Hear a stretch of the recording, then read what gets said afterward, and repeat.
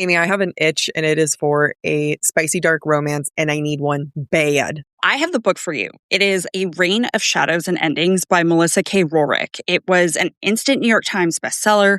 It was a huge indie hit on BookTok, and I think it is right up your alley. It seriously has some of my favorite tropes, like shifters, vampires, witches. You know how I feel about vampires. There can never be enough. It has the best morally gray characters, fated mates, meddling gods, forced proximity, touch her and die. One bed, one horse, he falls first, enemies with benefits. I love enemies with benefits. Don't tell me your feelings at all. Just ravage me, please. I need to read this immediately. I love that there's even LGBTQ rep. The series overall features romantic relationships like MFM polyamory, MM, and FM. Give it all to me. You know how I love to feel devastated by reading a book? A Reign of Shadows and Endings is it. And if you're like Jack and I and you love special editions, there is a gorgeous deluxe version with stenciled edges, foil details, and full color character arc from Kensington Publishing. It is, in fact, in my heart currently. We're so excited to read it, and you can too.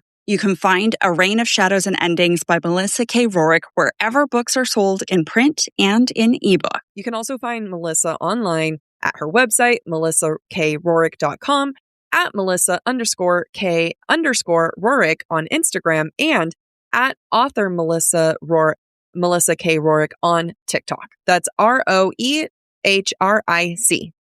Plan B is a backup birth control option that's there for you when things don't go according to plan.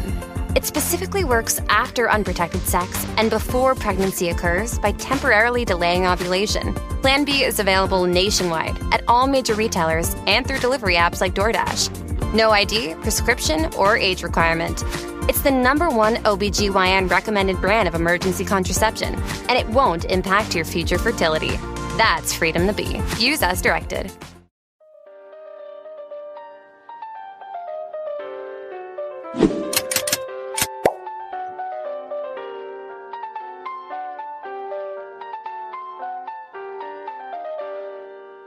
Welcome to Academia Unlocked, a special series from BookTok for BookTok, where we take one classic work and explore it through 3 episodes, moving from understanding the text to deep analysis and finally to cultural interpretation. This is Jack. And I'm Amy. Between us, we have over 13 years of academic literary training, bachelor's degrees in creative writing, and master's degrees. We built this series to bring the depth we learned in our training into a space that feels like a conversation anyone can participate in. Each book gets 3 episodes, and they build on top of each other. We start with literary literacy, that was last week, where we read the text the way you would in a high school AP English class, close and careful. Episode 2, which is this week, is our advanced analysis, where we shift into a college-level seminar lens. And finally, in episode 3, we will look at the book in media, looking at adaptations, cultural legacy, and how it translates beyond the page. In last week's episode, we asked, what is Interview with a Vampire? We covered the plot, the setting, the characters. We established that Anne Rice wrote a novel about vampires who couldn't stop grieving and, honestly, just couldn't stop talking. He sure did like to talk. But after 200 years, I guess there's a lot to say. What's our excuse? Now I'm going to argue the opposite. After 200 years, you should have nothing left to say. Right? We're getting it all out of our system. Yeah, so that when we're 200 years old, we're silent. This episode, we go deeper. We're asking not just what happened in an Interview with a Vampire, but rather we're looking into the literary interpretations and why the moment Anne Rice published this novel matters just as much as what's inside it. We're going to look at the Gothic literary tradition that Interview with the Vampire both inherits and breaks. We're going to talk about the AIDS crisis and why a novel published in 1976 reads, in hindsight, like a prophecy. We're also going to dig into the queer reading of Louis and Lestat that Rice herself eventually confirmed. And we're going to look at what existentialism has done with vampires in New Orleans. So let's get into it. Let's start with the literary tradition this book is sitting inside. Interview with the Vampire is a Gothic novel, but it's doing something really specific and unusual with that genre. And understanding the tradition helps you see exactly what Rice is dismantling. So let's define Gothic, because people hear the word and they think of black clothes and slanted haircuts and black eyeliner.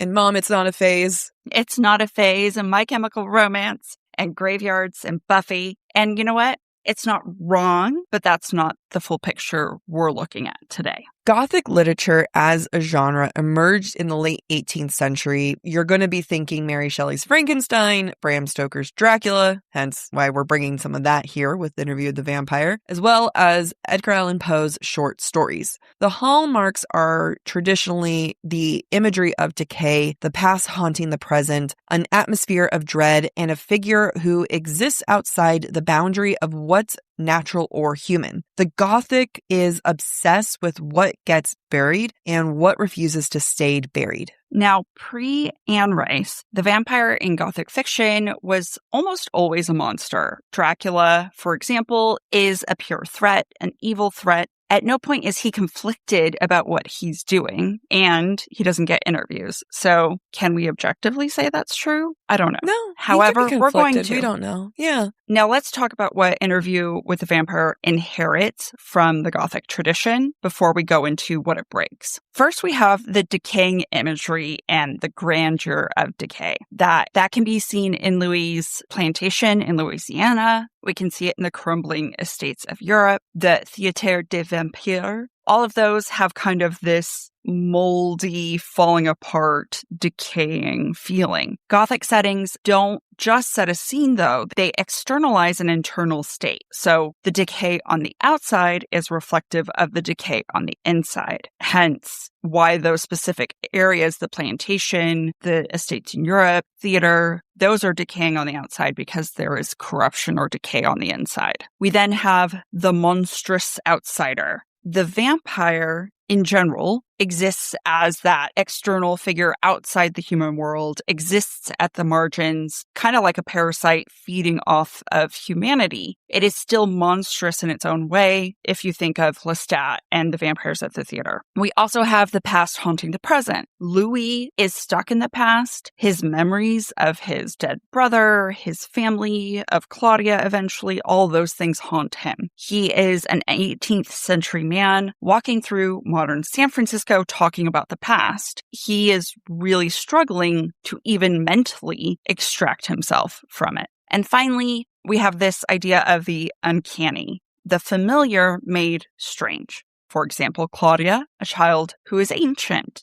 Vampires who are humans but are not. Vampires who look like humans but are not. And the story itself, it's told in a comfortable hotel room, but actually it's a confession of horror and centuries of horror. Now, what does Interview with a Vampire break from Gothic tradition? The monster gets a microphone. If anyone watched The Wedding Date, there's a scene where she goes, "Who gave that woman an amp?" Oh. I talk about that with my mom a lot. Like, Yeah, who gave that woman yeah. an amp? And so it's like, who gave that vampire an amp? And Louis isn't observed or hunted. Instead, he is the narrator. He is the one who's taking us through his story. The horror that we are reading in this book is an internal horror, not an external horror. We are now inside the predator's consciousness. And honestly, he doesn't really feel like a predator. Mm-hmm. That's because sympathy replaces terror. Gothic monsters are meant to horrify. They're meant for us to stay up late at night saying, "Oh my God, I can't go to sleep. What if they're under my bed?" Yeah. There's so much shit under my bed. No monster could. Louis, however, horrifies us with his self-awareness, not his violence. We start to feel for him even as he is describing killing. The way that he is suffering is what is making us, the reader, feel very uncomfortable and essentially, quote unquote, horrified. I'm not saying you guys are sitting there like grasping your pearls, but, you know, work with us here. The Gothic is usually about restoration. The monster is defeated, order is restored, so on and so forth. However, Interview with a Vampire really has no resolution. At the very end, Louis is still lost, and the boy has not learned anything that what Louis has said. He wants to become a vampire, and there's no resolution, only the constant continuation that Louis is struggling with. And a great quote to mirror this is from Louis, quote, "The world had changed. The people were different, and yet I moved through it like something ancient. Not wise, just old. There is a difference." Oof. Yeah. So there's a literary term we want to introduce as we think about Interview with the Vampire, and that is the Byronic hero. And we're talking about Byron. What's his first name? Lord. Lord Byron, poet. He's one who liked his girlfriend's pubes, I think. Oh, yeah. He was strange. He was like, "Cut me some of those pubes, girl, and send them on over here." Poets were weird. Poets were weird, guys. We romanticize the really fucked up ones. It's so true. For the most part. Life has been super stressful lately, and getting home and trying to relax has actually been pretty easy with my Lumi gummies. I've noticed that because I'm wedding planning, my brain will not shut off at night when I'm trying to sleep. That's why I've started taking Lumi gummies. Consistent, mellow, and super delicious, Lumi gummies are specifically designed to make you feel good, not stoned. Whether you're looking for an end-of-day de-stressor, a midday mood boost, or help getting the best sleep ever, Lumi Gummies has a strain that's right for you. They also come in 1 milligram or 5 milligram gummies, so you can get the exact dose you're looking for. Some might say that Lumi Gummies is a great microdose to take before you binge watch a certain hockey romance TV show. Do they say that? That's what I say. The other night, my brain genuinely kept thinking about all the different types of flower arrangements I could do. It wasn't necessary. My wedding isn't for 6 months. I specifically took one of Lumi's Indica Nighttime Gummies in the cotton candy flavor, and it knocked me out. Lumi Gummies are available nationwide. Go to lumigummies.com. That's LUMI gummies.com and use code BookTok for 30% off your first order. That's LUMI gummies.com, code BookTok, BOOKTALK. LumiGummies.com, code BookTok. Anyway, Louis fits the Gothic archetype of the Byronic hero. That is a figure who is dark, brooding, morally complex, and deeply attractive because of his suffering. Think Angel in Buffy. He was a Byronic hero. Think Heathcliff in Wuthering Heights. I guess so, but I wouldn't. Would you call him a hero? Yes, but yeah, he's the morally gray anti-hero. You know, I mean, debatable. Yeah. Go listen to our Wuthering Heights analysis so you can see where we stand there. The Byronic hero is always self-destructive, isolated, and more interesting than the actual world he inhabits or they inhabit. Louis takes the archetype and makes it literal because he has an eternity to brood. Mm-hmm. So now let's get into a different way of reading the text, and that is the queer reading. And it's particularly something that I'm looking forward to because I've talked about in other episodes in our other series how vampires usually reflect what's going on in society. And because the queer reading with the Interview with the Vampire is so clear to me, like there's such a clear line here, and it's not me stretching. This is not a fan theory. It's not a modern imposition of the old text, right? Like Anne Rice has confirmed this, and scholars have written extensively on it. And once you see it, you cannot unsee it. So let's lay out about what we mean by saying a queer reading, because I think it's important that we're very precise on what those parameters are. Absolutely. A queer reading doesn't just mean that these characters might be gay. It means looking at how a text encodes desires, identities, and relationships that mainstream culture has declared illegitimate, and how those displaced in other kinds of stories because they couldn't be told directly. In 1976, you could not publish a mainstream novel about two men in a romantic and domestic partnership raising a child. But you could publish a novel about two vampires and the child they made together. Really, some might say this led the way for Timon and Pumbaa and Lion King. Yeah. Never mind that they're supposed to be like Rosencrantz and Guildenstern from Hamlet, but that's fine. No, this paved the way. That's hilarious. Anyway, Anne Rice, Interview with the Vampire, not subtle about the fact that this is two men with a child. They're just vampiric, so it's fine. Now, the queer subtext. Let's talk about what's actually on the page. Louis and Lestat live together. They share resources, they share a home, and they're bound to each other in a way that they don't really choose, nor do they fully escape. It's a structure that mirrors a kind of closeted domestic partnership. By the way, we're going to say things that is not inherently true of all queer relationships. We're just talking about this relationship, the way it's written, in the time it was written. So this is not painting a general picture of queer relationships, and I just want to put that out there. Now, the dynamic between Louis and Lestat is codependent, it's volatile, it's tender, it's cruel. It just doesn't know what it wants to be. But what it is demonstrative of an intimate relationship. What type of intimacy doesn't really matter. It's the fact that there is an intimacy that is beyond acquaintances. And the novel can use that as substitute for other forms of intimacy that aren't explored in the novel. Claudia is explicitly described as a quote-unquote child we made together. That makes the three of them a family unit created outside of what we would consider biologically normal, outside of what is socially acceptable or sanctioned, and outside the law. I think killing a kid makes you a murderer, arguably, which is yes. outside the law. Yep. Louis and Lestat's turning of others also reads as a form of seduction and initiation, especially for Lestat. The vampire's bite in Gothic fiction has always kind of been sexually coded. Look at Carmilla by Joseph de la something. I don't remember. I have a carousel coming about it, though. Keep eyes out for it. Anne Rice leans into the seduction tradition, the sexual coding of the vampire bite. And that's instantly makes their hunting also subtextually sexual. Finally, Louis, as Jack says, Louis. Sorry, have you started watching the show yet? I did start watching it, yes. I say it the way that that actor says. Louis. Yes, you do a great job. He's so hot. Louis' relationship with Armand in Paris is tender, philosophical, and it's almost romantic. They are domestic partners for years before they go their separate ways, but it's never named that. It's never called anything except they chose to be together.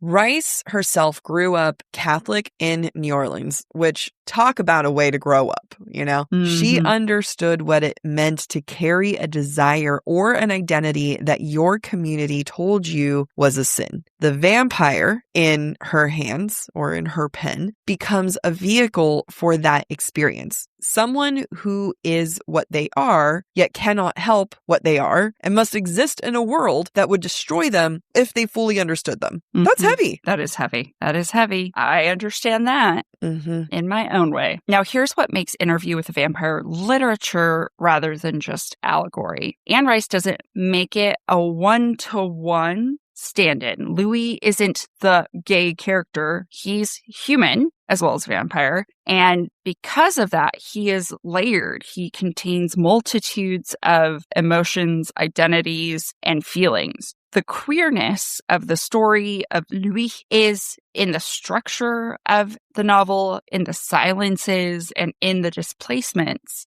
that we see or don't see technically in the novel. For example, I feel like this gets called out really well in both the film and the TV version. This particular quote, which I'm going to read. I could not imagine existing without him, which was its own kind of torment. He was everything I despised and everything I could not leave.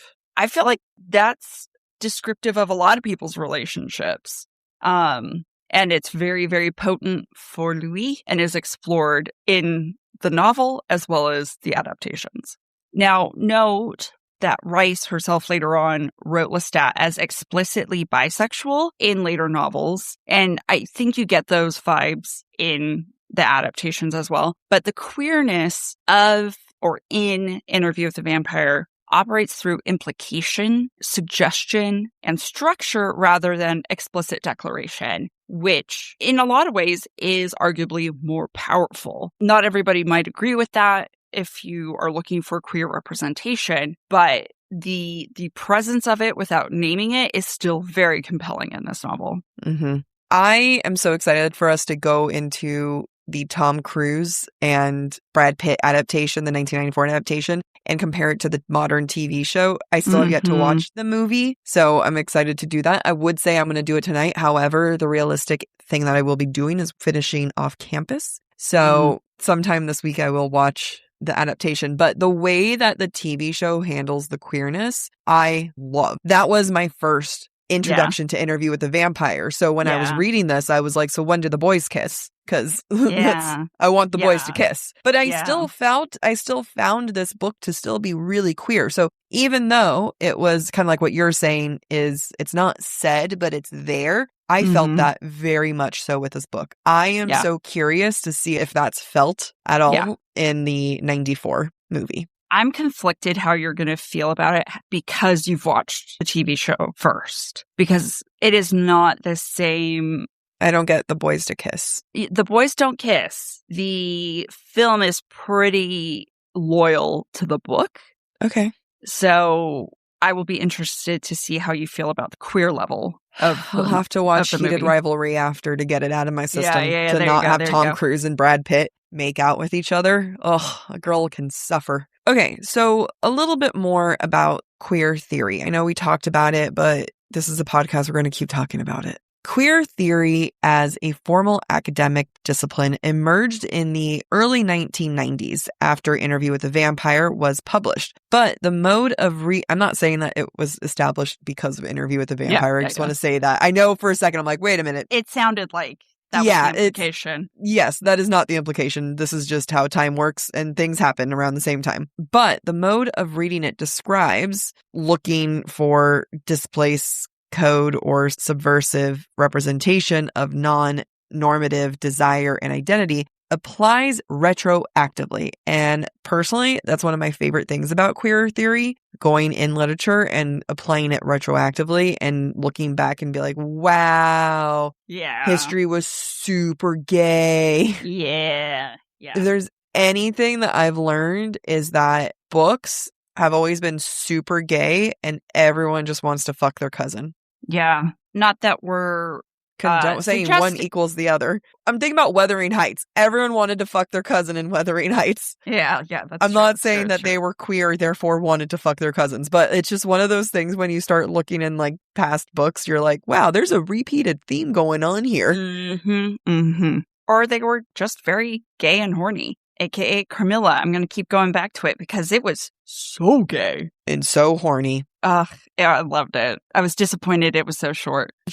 Okay, we are going to take this into a more serious tone and part of this conversation. And that is part of looking at things retroactively and how Interview with the Vampire really works well with that. And the layer of this book that I think is the most quietly devastating and requires us to step outside of the novel and look at a moment in history and talking about it is the AIDS crisis in the 80s. So let's talk about timeline again. Interview with the Vampire was published in 1976, and the AIDS crisis was not named the AIDS crisis in 1976. The CDC, the part of the government that something in disease control. Anyway, it's a part of the government, has to do with diseases, wouldn't use the term AIDS until 1982. So that's 6 years later. And yet when you read this book knowing what came next, so that the AIDS crisis was happening or about to happen, you can't argue that those things aren't connected. The AIDS epidemic hit the gay community in America with a catastrophic force in the late 70s and 80s.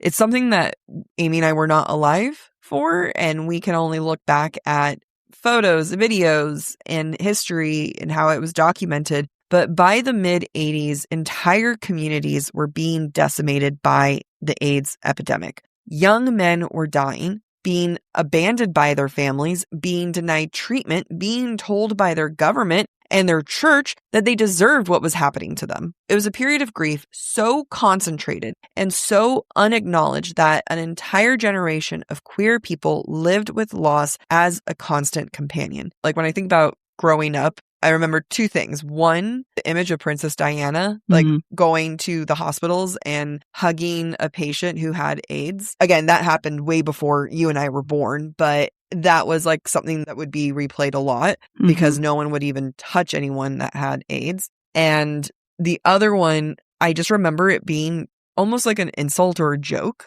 in the 90s. Of like saying that someone had AIDS and you're trying to stay away from them. But then by the time I became old enough to like really understand a lot of things, once we get into the 2000s, medication had become like super mainstream. But I feel like kids who grew up in the 90s and then 2000s got a weird like residual effect from it because like early memories definitely had this like, oh, the crisis. Like my mom who worked in a hospital during that time, like she definitely had memories, like fears around it. But then by the time like I was like becoming a fully formed human, I was like, wait a minute, but now it's resolved. So it was a weird time. It was. I mean, even though I lived in China mid-90s and beyond, I still remember people telling horror stories of like needles in theater chairs when you go watch a movie and you're going to get pricked and then you're going to have AIDS. Yeah. And I was just like, why was that part of the conversation for us? And why did I grow up looking for needles in theater chairs? In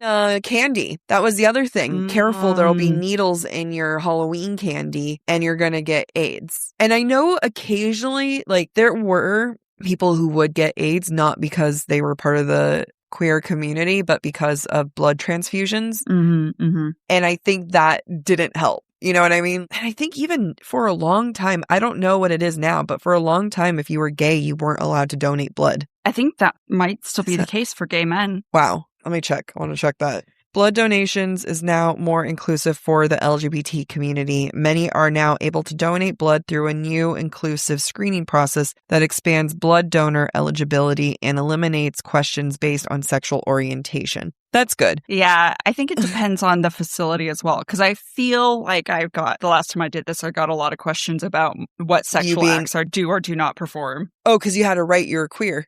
Yeah. Actually, I don't know. I don't think it was even sexuality. I even identified as a woman and I still got those questions. They just looked at you and they're like, no, this woman performs sodomy with gay men all the time. It was an iPad. I don't think I didn't get asked verbally. Okay, that's good. One of the first things I do when I move was I needed to get new sheets. I needed that restart in my bedroom. And that's why I go to Boll & Branch for their variety and their quality. Boll & Branch not only has your sheets, but they have everything you need. They have their signature satin sheets, breathable pillows, cozy waffle bed blankets, and beautifully crafted comforter, all designed to work together for comfort and temperature regulation. I always start the night off freezing, then I get hot, and then I get cold again. But ever since I've switched to Boll & Branch, I have been so comfortable every single night. When Jack and I recently went to New York, I put my Boll & Branch sheets on the bed so that when our friends who watched our cats came over, they could lay in those sheets. And I got so many compliments about the quality and the breathability of the fabric. They definitely asked me where I got them. I get complimented every single time I have a meeting for work and you can see my bed in the background and everyone always says how pretty it is, how stylish my room looks. I am not a stylish person and yet Boll & Branch is making me look like I have my life together. What's even better is that their signature organic cotton sheets get softer the more you wash them. It makes me excited for laundry day. Upgrade your sleep with Boll & Branch. Get 15% off your first order plus free shipping at bollandbranch.com/BookTok with code BookTok. That's Boll & Branch, BOLLAND, branch.com/BookTok, BOOKTALK, and use code BookTok to unlock 15% off. Exclusions apply. I have decided I am going for a European summer vibe, and Quince is helping me get there. Ooh, what are you getting? Okay, I'm obsessed with some of their linen clothing, but one of my all-time favorite pieces that I recently got from them is their leather ballerina flats. and I am walking everywhere and I feel so chic with them. My favorite piece of my spring and summer wardrobe is this soft organic cotton button-up. I use it as a layer for cooler mornings or cooler evenings. I wear it to work, or I wear it out casually with my favorite pair of shorts. It's so adaptable, and I always feel put together, even if I just rolled out of bed. Everything at Quince is priced 50 to 80% less than similar brand. And that's because they work directly with ethical factories and cut out the middleman. So you're paying for quality, not brand markup. And it's not just clothing. Quince has really become a destination for elevated essentials across the home, kitchen, bedding, and beyond. I'm really looking forward to putting Quince kitchen items on my registry so that I can redecorate my entire kitchen. You can elevate your summer wardrobe. Go to quince.com/BookTok for free shipping on your order and 365 days returns. Now available in Canada too. That's QUINCE.com/BookTalk. BOOKTALK for free shipping and 365-day returns. Quince.com/BookTalk. Yeah, it's terrifying how much it still impacts culture today. And when there are many ways and many easy ways of handling screening. And I even remember there was an episode of Grey's Anatomy where one of the female patients had AIDS because of a blood transfusion and was scared to have kids because she didn't want the kids to have AIDS as well. But then it ended up being like, oh, good news, you have a pill, like take care of that and they won't have AIDS after that. But to have gone from such an intense epidemic to something that's very controlled in the United States for people who have access to medical and health care, which I know there's a lot of privilege surrounding those things, manageable, but it still shapes the world quite a bit. Yeah, absolutely. Now, when you think about it in the context of Interview with the Vampire, at its core, the novel is about a community of people who transfer their immortality through blood, or their, whatever changes them from human to vampire. It's all transferred through blood. Lestat has to bite Louis, and then Louis has to suck Lestat's blood. It's something that marks Louis, changes him completely and permanently, isolates him from the mainstream world, and eventually immortality is in some ways a choice. They do eventually die if they're not able to keep up with the changes of the world. It's not a stretch to say that this is a metaphor for what was happening in the world and its parallels to Anne Rice's vampires. Yeah, I mean, because that's like literally the plot, right? So let's look at the AIDS parallels and how it lines up next to the text. Like you said, transmission through blood. Vampirism spreads through blood contact, the same route as HIV. Rice writes the turning as an intimate, private, and irreversible. The marked body. Vampires are physically altered in a way that makes them legible to each other, but invisible to the mainstream, similar to other queer hidden communities.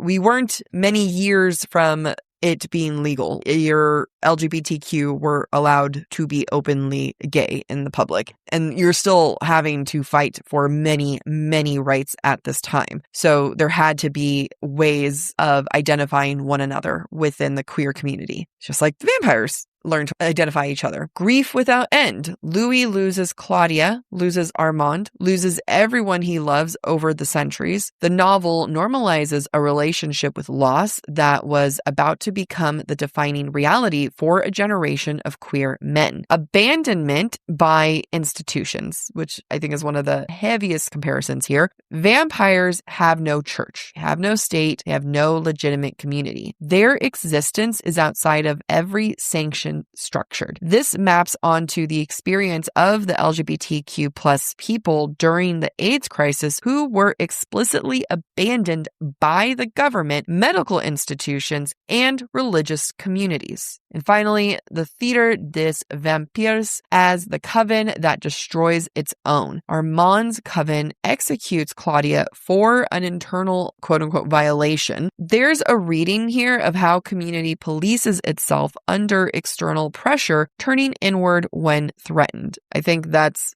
another thing that people don't always talk about is how much the LGBT community, while sometimes can be very rallying, can also be very exclusive and exclusionary. And, the reason why the L is now in front of LGBTQ, L being lesbians, is because the lesbian community did step in and help quite a bit during the AIDS crisis. Yeah. And however, prior to that, lesbians were treated as the lesser of the queer community by queer men. It's like any ethnicity, race, or community, there's always some sort of hierarchy that the community imposes upon itself, and not rightly, right? It's usually in a discriminatory way. And that's the case in any group of people, unfortunately, because we just can't help but try to feel better about ourselves and put other people down. Now, Anne Rice did not write Interview with the Vampire as an AIDS allegory because she wrote it before AIDS had a name. But that's what makes the story so striking. She was writing from a community of queer New Orleans, Catholic New Orleans, Bohemian New Orleans that was already living with stigma, with bodies or groups that were considered dangerous or deviant. And despite that, still having the experience of loving people you were told not to, or the world told you not to love. And when the AIDS epidemic arrived, readers, especially queer readers, picked up this book and recognized something. The vampire wasn't just a gothic monster anymore. The vampire was them. The vampire was their friend. The vampire was the experience of carrying something in your blood that the world feared and couldn't put down. I mean, I think there's a lot of ways whether you want to say that this is, whether it's the queer experience, or who was reading Anne Rice's Interview with the Vampire and related to Louis in different ways, right? And it doesn't have to be necessarily the queer community. It could be depression. It could be just feeling different and identifying as being part of the outskirts. I feel like this was one of the biggest pivotal moments within the cultural zeitgeist that ostracize anyone on the outskirts and the periphery of mainstream pop culture, identified with the vampire and kind of took it on as their own, of being like, I too am alt. Mm-hmm. Now, what Interview with a Vampire planted in terms of seeds, Anne Rice later expands upon in novels of the Vampire Chronicles, the series, which do become increasingly explicit in engaging with the ideas of plague, loss, politics of the body, and quite frankly, sex, like much more explicitly sexual in ways that Interview with the Vampire was not. The 1994 film's release during the height of the AIDS crisis was received by many critics as a major cultural moment. Some more historical context before we go into the next segment or the next theme. By 1995, AIDS had killed over 300,000 Americans. The majority of the early deaths were gay men and IV drug users. These are populations that the Reagan administration actively ignored. If you don't know who Reagan is, he was the president at the time. The policies that he fucking put in place and took away, the reason why we have zero mental health care from government. I mean, it's not like the government was doing a great job before, but now it's even worse. Sorry. Yeah. Look up, if you guys don't know much about Reagan, look him up. Honestly, he was the prologue to Trump in a lot of ways. Damn. That was beautiful. Continue. ACT UP, the activist organization, formed in 1987 to demand government response, aka assistance for these individuals. Interview with the Vampire was being read, reread, and passed between people living through the grief Louis describes during that time period. Let's shift gears and talk about existentialism, my favorite subject, and vampires, and essentially why Louis can't just enjoy being immortal. So we hinted at this last episode, and now we're going in. Louis is one of the most explicitly philosophical protagonists, I dare say, in American popular fiction. Mm-hmm. Big, bold claim there. No, I will not be defending it or going into detail. However, the philosophy he's going on and on about has a name, and that is existentialism. Existentialism. Whew.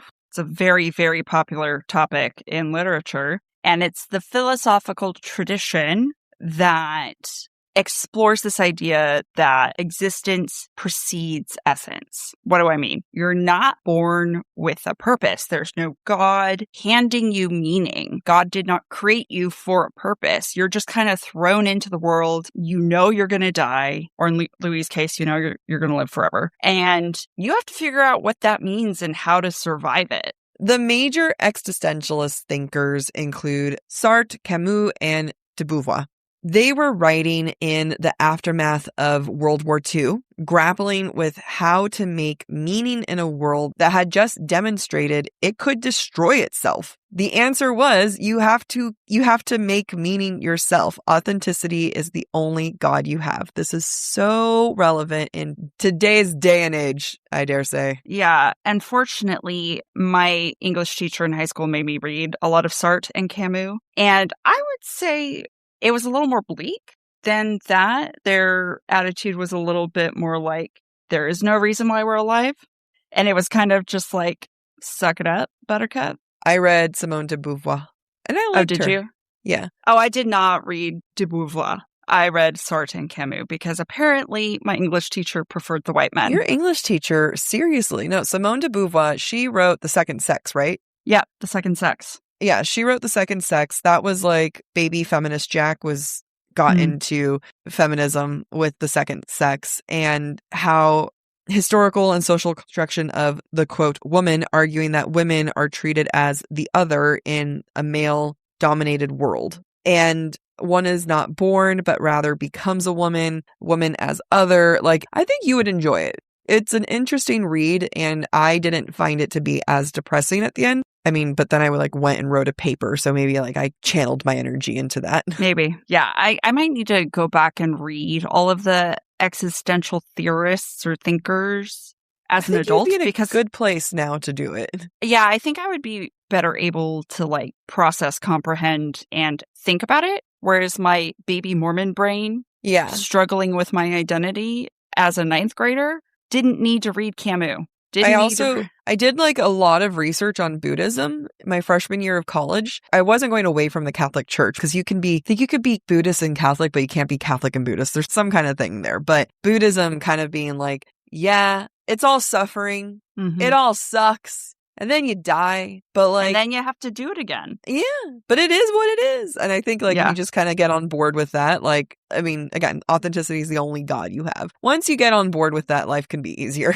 Yeah. Now, Louis, however, struggles with this idea of making meaning for himself and being authentic. And that is the point of this novel. So let's talk about the existential framework in Interview with a Vampire. First, there's this idea of bad faith, quote unquote bad faith, which is a theme explored by Jean-Paul Sartre. Louis repeatedly refuses to accept what he is. He acts as though his vampirism is something imposed upon him rather than something he chooses now that he is, right? Because if he didn't want it, he knows how to end his life, right? But he feels like he's been imposed upon, even though he was also asked for permission in some ways. I don't remember if that's explicit in the book or not, but in the TV show it is. Sartre calls this idea of feeling imposed upon rather than choosing what you are as quote unquote bad faith. It's pretending you have no choice when you actually do. You can choose to make peace with where you are.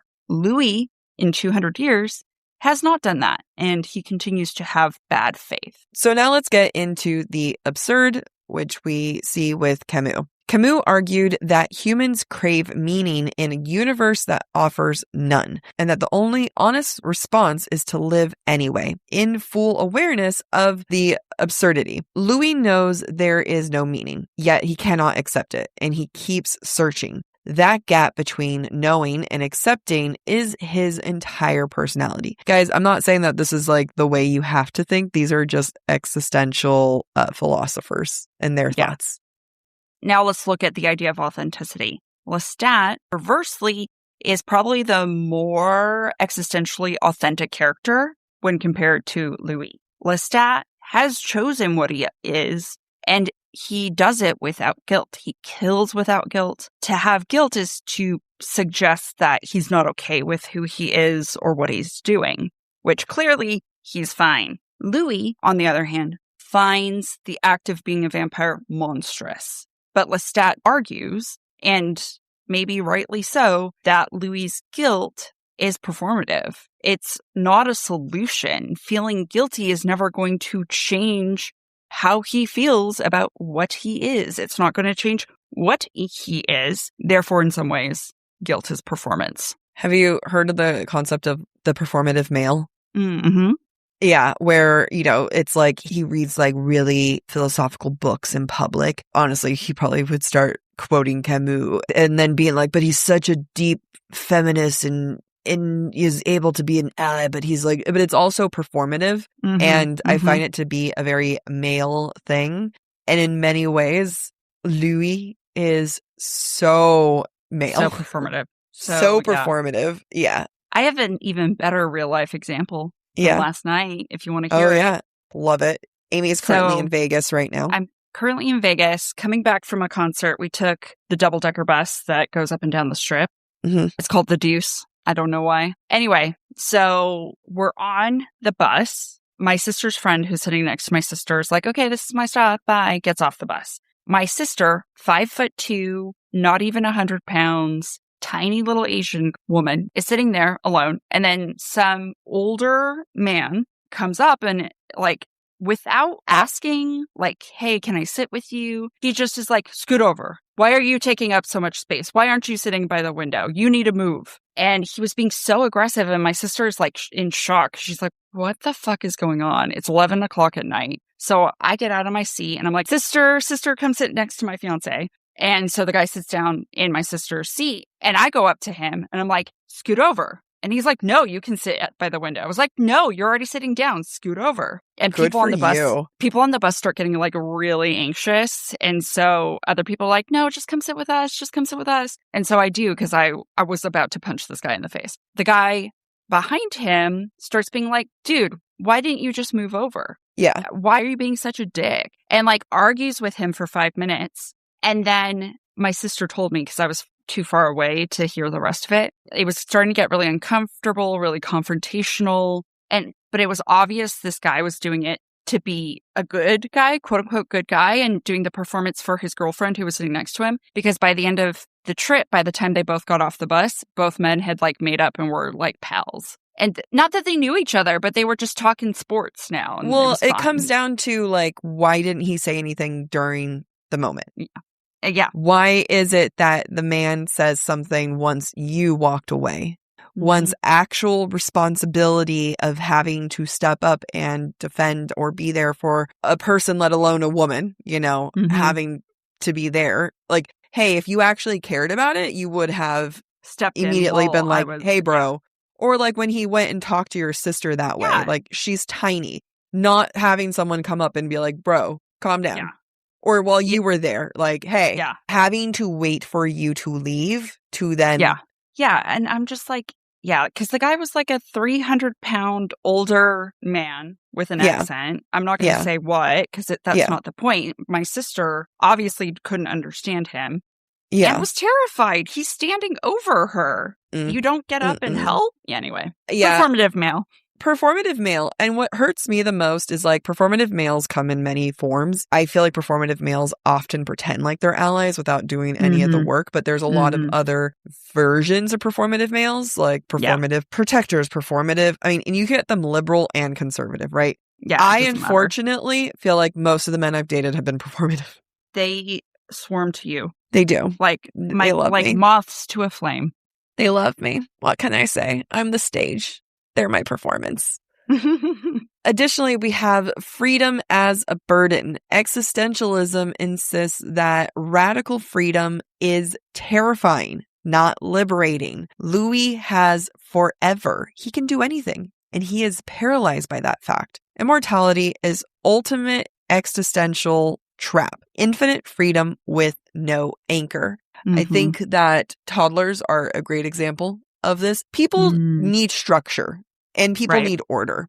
People do not get to have freedom. I'm somewhere between yes, we need people to have choice. I am pro-choice, But then there's other things like people who throw a temper tantrum because they can't wear a fucking mask during an epidemic. Make you wear a mask. It's all an interesting balance. Now, here's the thing that Anne Rice understood that makes her novel more than just philosophy homework or philosophy 101. It's the fact that Louis doesn't want to be analyzed. He wants to be heard. He wants to be understood. He's not giving a lecture to educate you. He's confessing his innermost thoughts. The form of the interview, which is one man talking to a tape recorder, is in itself an existentialist act. I exist because I speak. I think, therefore I am. I am real because someone is listening. This is so male. This is so boy. It's so just boy. so boy. It's so boy to the point where I'm like, you know what? Fuck you, Louis. Have your crisis. No, I don't want to undermine anyone's crisis or anything like that. But it's the fact that I find it to be powerful and interesting. And, maybe one day I'll go back and I'll do my PhD and I'll write something along those lines. But dear God, I would have to be in a weird place to be willing to go and get my PhD. However, Baby Feminist Jack is coming back out here. I think there's something to be said that this character could only ever work with a man and couldn't work with a woman. 100%. Not to say that women don't have existential thoughts or crisis. I'm currently in an existential crisis. Women can have them. I just don't think we would wallow for 200 years. I agree. I think that there is something to be said that why is it that this female author who is going through her own grief feels like she has to write this story through a man and a male gaze and a male narrator? And maybe there's something to be said that women aren't given the luxury to feel this way. As we know from the last episode, Anne Rice wrote this after her daughter died, and this was her way of handling the grief. And maybe the only way she felt safe to handle these types of questions and grief was through a male character, because otherwise she herself as an author would be like, oh, well, a woman would just figure it out, or a woman would not have made X, Y, and Z mistakes. Choices. And choices. And whether it's not a choice, it could be this idea of having a woman in the 70s sneak into a man's room saying, hey, get your recorder out. I'm going to talk to you all night to tell you about my life. And we're just going to talk about me. That wouldn't have been received. And I don't think that would have been entirely realistic, just because I think a lot of times women would be in there. I feel that way with my therapist, and I'm only with her for 50 minutes and I'm paying for her to talk about me. But every single therapist session, I start off with, how are you? How was your day? I do that too. Because I cannot start with just talking about me. How many women are listening to this and with their therapist, they go, how are you? How's your day? Oh, your hair looks nice. There's no way for me just starting to talk about myself. I have to start with her. Yeah. How was your vacation? How are your kids doing? Yeah. It's not until the very end, when the boy asks to become a vampire, that Louis realizes that no one was listening at all. And dare I say, that's the most feminine moment. If Louis represents, in many ways, this quote unquote feminine, this Anne Rice, right? The way that women want to grieve publicly, the way that women crave to speak without being silenced, without being questioned, without being any kind of monitored. If Louis represents that feminine, then I feel like the boy represents the patriarchy and society of how a woman could, in theory, spend hours and hours talking about their struggles and yet be shut down. And immediately. A man just not getting it. Yeah. Yeah. 100%. I love that you made that comparison. Thank you. Maybe I go and get my PhD. I don't know. As we wrap up, here is what I myself personally, maybe Amy, who knows, what we would like you to hold on to from this episode. Interview with a Vampire is not a horror novel that happens to have literary depth. It is a piece of literature that uses horror as its delivery mechanism, and the thing it's delivering is an argument. That argument is to be conscious, to be aware is to suffer. To love is to lose. To exist outside the boundaries of what society sanctions, whether that's a vampire, you're queer, you're marked by grief, you're alive during a plague. To exist outside boundaries is to carry something the world does not have language for. Anne Rice found that language, though. She put it in the mouth of a vampire in New Orleans, and she made him talk all night. She let Louis be wrong and right, and beautiful and monstrous and completely human. The Gothic tradition gave her the bones for this. Existentialism gave her a framework. And ultimately, why it did so well, I think, is because of the time it was written in. With the AIDS crisis hot on the heels of Interview with the Vampire, created urgency that made this something people wanted to talk about. Mm-hmm. And in a lot of ways, the underlying queer subtext of the book gave her an authenticity or an honesty that I think people cling to. Yeah. And Louis doesn't fail because he's a vampire, if you want to argue that he fails at all, right? Yeah. I think that's up for interpretation. But if you want to say that he does fail at the very end of the novel, it's because he's a person who can't stop asking why.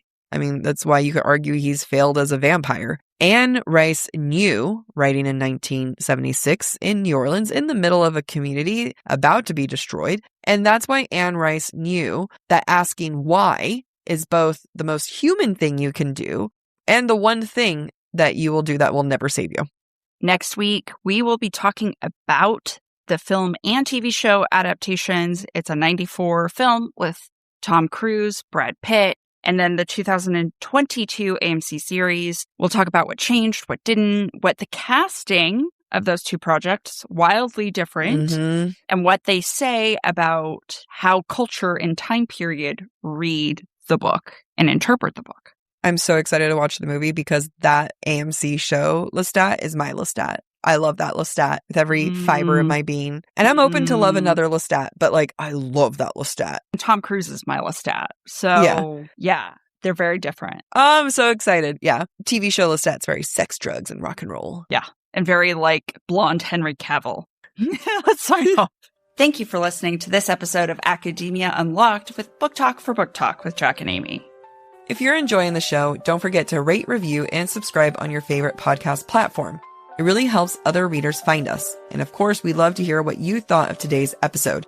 Share your comments through our forum at booktalkforbooktalk.com, and we might feature your feedback in a future mini episode or in a Patreon exclusive episode.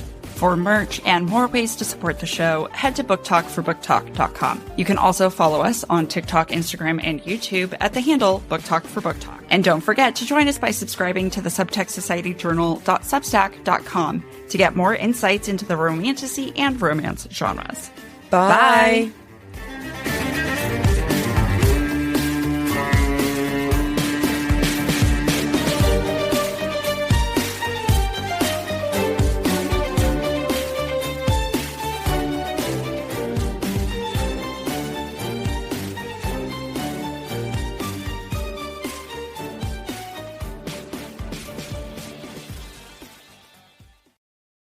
One of the first things I do when I move was I needed to get new sheets. I needed that restart in my bedroom. And that's why I go to Boll & Branch for their variety and their quality. Boll & Branch not only has your sheets, but they have everything you need. They have their signature satin sheets, breathable pillows, cozy waffle bed blankets, and beautifully crafted comforter, all designed to work together for comfort and temperature regulation. I always start the night off freezing, then I get hot, and then I get cold again. But ever since I've switched to Boll & Branch, I have been so comfortable every single night. When Jack and I recently went to New York, I put my Boll & Branch sheets on the bed so that when our friends who watched our cats came over, they could lay in those sheets. And I got so many compliments about the quality and the breathability of the fabric. They definitely asked me where I got them. I get complimented every single time I have a meeting for work and you can see my bed in the background, and everyone always says how pretty it is, how stylish my room looks. I am not a stylish person, and yet Boll & Branch is making me look like I have my life together. What's even better is that their signature organic cotton sheets get softer the more you wash them. It makes me excited for laundry day.